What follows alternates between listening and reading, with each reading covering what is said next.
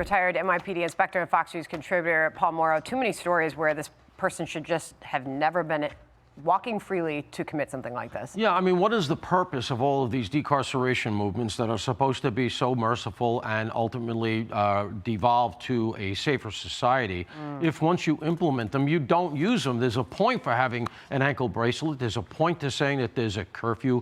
Look, a lot of the recidivists don't respect the curfew, because they want to be on the street. Very often involves getting or dealing drugs. This is looked at the other way. New York City, for instance, has their own Reform Act. It's called Less is More, relative to parole. You know what happens if you're out on parole and you don't go to your parole meetings? Nothing. All right? And that's the point. If you're going to put these things in place and sell to us the idea that in the long run they're going to make society safer, well, at least use them. This guy was arrested. Let's be clear now. Fox is carrying 72, right? But only 15 convictions. Where are the other 58 arrests? What does that mean? That means that chances are the Cook County DA looked at it under Kim Foxx. The new DA seems to be doing a better job. Kim Foxx looked at it and said decline prosecution. Okay, that's who we should be talking to is the prosecutor's office, because the cops grabbed him 72 times. Why is it that he's still walking around? So the laws of the judges, you mentioned the prosecutor. Mike Tobin referred to this. Put it on screen here. This is from the Cook County judge. I can't keep everybody in jail because the state's attorney wants me to, end quote. Yeah. What's that mean? Well, I mean, that's exactly my point. She's saying, you know what, I'm constrained by the law. She's probably referring to the Illinois Safety Act, which was an act signed by Governor Pritzker that mimics all the worst idea of New York State's bail reforms. And I can go down around, raise the age, this kind of parole stuff. Bottom line here is that Chicago has a similar problem as New York, which is constant recidivists. They also lock up their toothpaste and not their perps. Wow. And let's be clear about something here, because Mamdani is going to face this, and we haven't talked a lot about it. New York City's jail population is going to go down. The number of jail beds is going to go down from 11,300 as part of these reforms to 3,500. Come on. We are about to go down. These are numbers. I'm not making this up. This is from the Rikers website. We are about to go down 70% in our capacity to hold people here. We lock nobody up now. Where are these people going to be? They're going to be on the streets. I want to ask you about Wise County, the public school system there, the community there, rocked to their core right now. A football coach has gone missing during an undefeated football season. He's worked for the school as coach since 2011. He has disappeared. He is a missing person, 46 years old.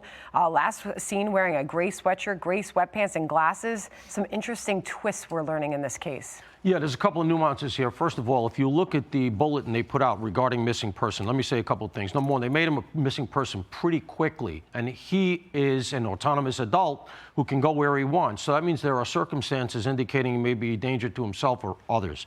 They carry him as a missing person quite quickly after talking to the wife. Number two, if you notice in the bulletin, nothing about his car.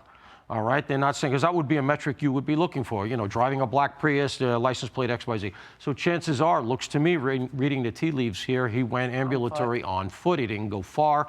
We're getting into winter. It's a very mountainous and rural area. I'm sure they got the dogs out there. They couldn't get the drones up because of the weather initially. They seem to believe he's in the area. The whole thing still reeks of mystery. Looks like he might be the person who the school district suspended with pay as part of an investigation.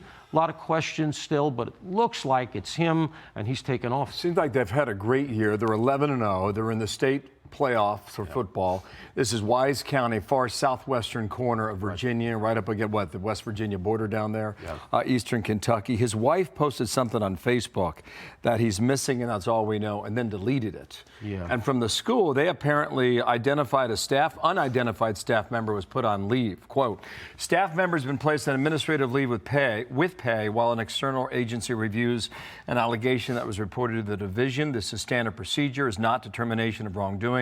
Situation also involves an active law enforcement matter, and the division cannot comment further. There's a lot right there that makes you wonder what's up. Another twist, too, was that local reporting suggested that the police were on their way to the coach's house as part of an investigation, not to arrest him, they've made clear, but they were on their way there to question him. Yeah, so look, I mean, I'm not telling the audience anything they don't know. It looks like, and this is pure speculation here, but it looks like the police were investigating something relative to him For some reason, he got spooked by it, and very, very quickly, quite short term, likely unplanned, he took off. So what are they looking at now? Does he have cash on him? Are his credit cards being used? Does he have a phone on him?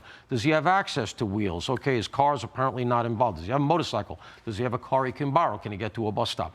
They're looking in the area, it sounds like, but you also have to consider the fact that if he is in fact fleeing, does he have access to get out of the way? Sounds like from what the wife did with Facebook and then deleting it, that she thinks that, look, he's in the area. Please just come home. We'll handle whatever it is. So hopefully it turns out okay. We shall hope for that. Thank you, Paul. Thank you. All that down. Paul Morrow, thanks. I'm Steve Doocy. I'm Brian Kilmeade. And I'm Ainsley Earhart. And click here to subscribe to the Fox News YouTube page to catch our hottest interviews and most compelling analysis.